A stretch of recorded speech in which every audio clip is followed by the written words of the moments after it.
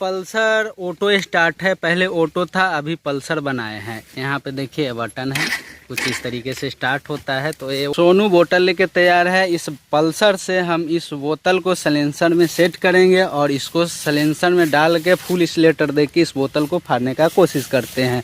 तो चलिए auto start Pulsar को स्टार्ट कर लेते हैं कुछ इस तरीके से और उसके बाद कोशिश करते हैं।